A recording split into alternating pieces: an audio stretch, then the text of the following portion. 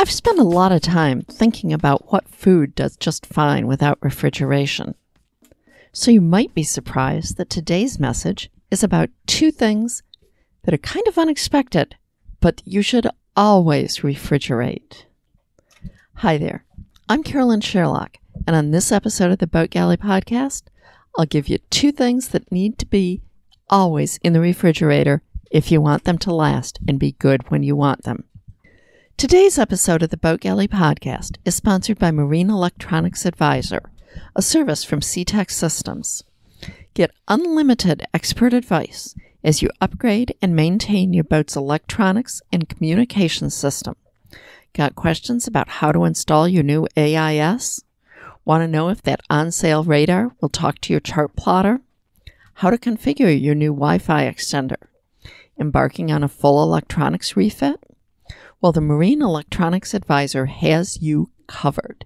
Use code BOATGALLEY for an exclusive $100 off your first month's subscription.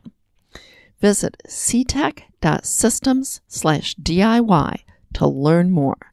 The Marine Electronics Advisor, the ultimate subscription consulting service for the DIY boat owner. Okay, so let's talk about a couple of unexpected things that you should store in the refrigerator. I know.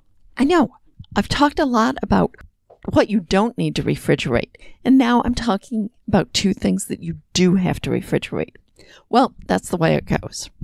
If you're cruising in temperate climates, you may not find it necessary to always store these items in the refrigerator. But in the tropics, particularly a tropical summer, it can make all the difference. And once you've bought something, you want to be able to use it, right? Okay, the first item is wasabi or horseradish. One of the first things we learn is that when wasabi gets warm, it quickly loses its bite.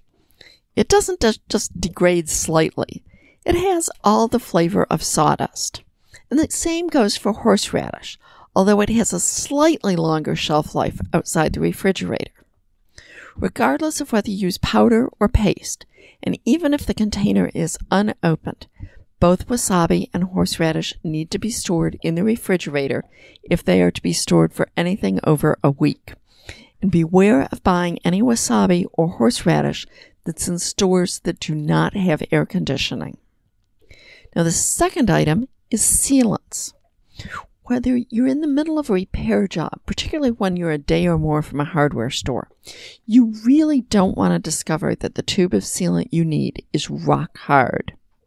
We did, several times. A couple of times we even found unopened tubes that had gone off. To say we were not happy would be an understatement. Once we began storing the sealants in the refrigerator, we found that we could easily keep them 6 months or more, even once they were opened.